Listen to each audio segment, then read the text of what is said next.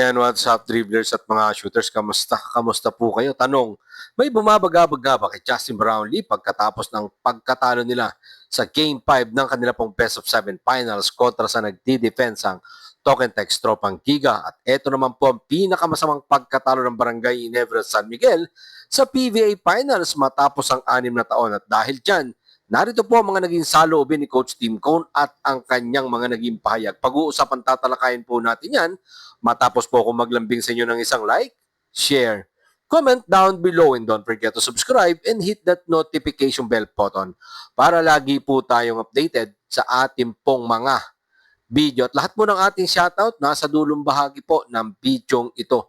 Ito ang tanong na susubukan po nating alamin or bibigyan ng katugunan. Ang tanong, may bumabagabag nga ba kay Justin Brownlee? Sa isa pong pambihirang pagkakataon ng Barangay Ginebra San Miguel Resident Import at ang Gilas, Pilipinas, naturalized player ay umalis ng Smart Araneta Coliseum at hindi po yan nagbigay ng kanya pong pahayag tulad po ng kanyang nakagawian na palagi niyang ginagawa pag natalo or kahit nananalo. Ito pong Barangay Ginebra San Miguel ay sa Game 5 talaga pong nagbibigay po ito ng pahayag paglalabas na ito ng Smart Araneta Coliseum. Sa kanila nga pong Game 5 ay tuloy-tuloy na lumabas. Ito pong si Justin Brownlee palabas ng Smart Araneta Coliseum. Matapos nga po silang tampakan ng nagdi-defensang Token Text Tropang Giga. Si Justin Brownlee nga po ay nalimitahan lamang sa kanya pong pinakamababang performance sa kanya pong buong PBA career. Ang 36 years old at ang 3 times PBA Best Import ay nagtala po ng kanya pong 8 points, 10 rebound, 3 of 13 shooting at may 3 pong assist. Pagkatapos nga po ng laro ni Justin Brownlee, kadalasan ay huling lumalabas sa kanila pong dugout. Pero last night, siya ang unang lumabas ng kanila pong dressing room at sinamahan ng mga bouncer ng Smart Araneta Coliseum papunta ng PAN na kanila pong sinasakyan ilang metro lamang ang layo mula sa hallway ng Smart Araneta Coliseum. Pero habang siya ay papalabas ng Big Dome ay halatang pilay-pilay po itong si Justin Brownlee. Alam naman natin na si Justin Brownlee ay laging bumabagabag sa kanya ang kanya pong pulikat or cramps or may seryoso nga bang nararamdaman ang naturalized player ng Gilas, Pilipinas at ang resident import ng ating pong Barangay Ginebra San Miguel. Ito nga pong si Justin Brownlee, ito ang katanungan ng lahat. Kung ano nga ba talaga ang kanyang nararamdaman, bakit napakasama talaga ng kanyang naging performance kagabi is imagine 3 of 13 sa kanya pong shooting sa laro ni Justin Brownlee mula po nung una siyang maglaro dito sa PBA nung pong 2016. Ngayon lang po nangyari etong ganitong kasamang shooting ng isa pong Justin Brownlee. Noong pong 2016, naglaro si Justin Brownlee, talaga naman magaganda ang kanya naging average. At ngayong seryeng ito, ay ganito po ang kanyang average, 23.5 points per game, 8.7 rebound per game, 4.2 assists per game, 1.5 block shot per game. Kaya nga, ang tanong ng karamihan ng Barangay Ginebra fans, ano ang bumabagabag kay Justin Noypi Brownlee?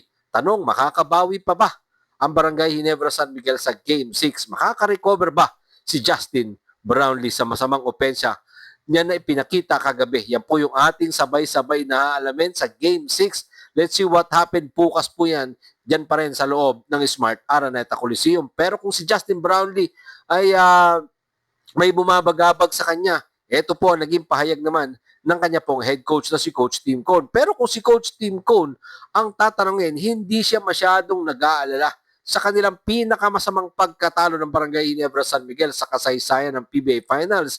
Matapos nga po silang tampakan ng Token Text Tropang Giga, sinabi nga po ni Coach Tim Cone na kailangan nilang mag-move on at paghandaan ang Game 6 bukas para maitabla ang serye at itulak ang Game 7 sa Sunday dyan sa loob ng Inares Center sa Antipolo City, Rizal. Sinabi nga po ni Coach Tim Cone na talo man daw ang Chin Kings ng 1 puntos or 27 points tulad ng nangyari po kagabi dyan sa loob ng Smart Araneta Coliseum. 99-72 ang Barangay Ginebra San Miguel.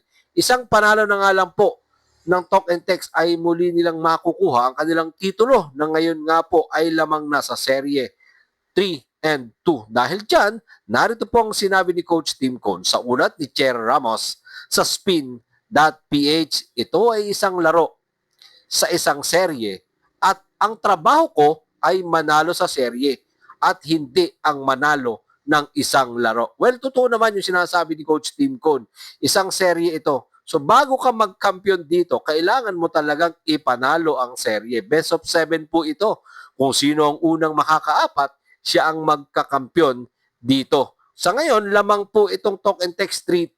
Isang panalo na nga lang po. Ang 27-point loss ng Barangay Ginebra San Miguel ay ang pinakamasamang pagkatalo ng kanilang prangkisa sa loob ng 6 na taon mula po nung natalo sila nung Game 3 noong pong 2018 Commissioner's Cup sa kanila pong sister team na San Miguel Pirmen, 132-97. Ayon po mismo yan kay PBA Chief Statistical Fidel Mangonon III. Pero ang Barangay Ginebra San Miguel ay nanalo po sa nasabing serye at iyon po, sila pa din po ang nagkampiyon sa Game 6. Pero sa nangyari sa kanila last night, ikinadismaya nga po ni Coach Tim Cone na para bang pagod na pagod etong kanyang Barangay Ginebra San Miguel matapos po silang manalo ng back-to-back para itabla ang serye sa 2-2. Narito po ang dagdag na pahayag ni Coach Tim Cone sa ulat pa din po yan ni Cher Ramos sa Spin.ph. Mukhang pagod na pagod kami ngayong gabi.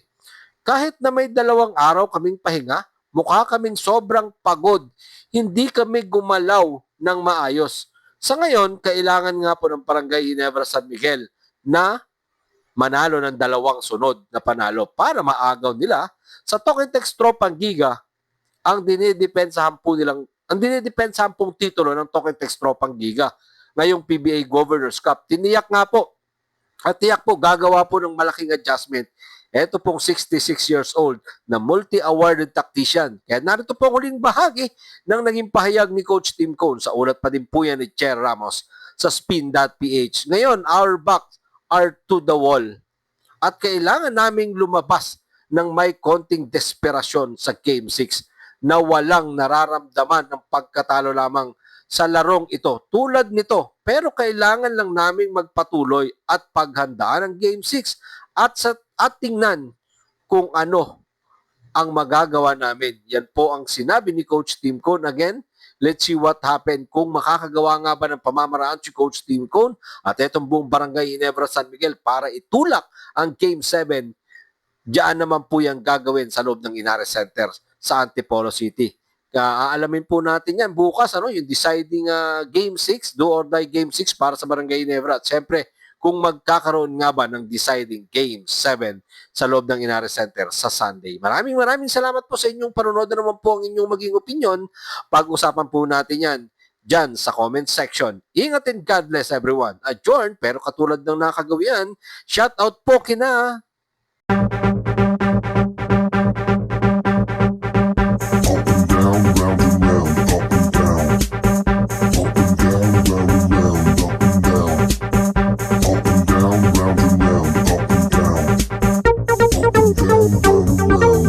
down.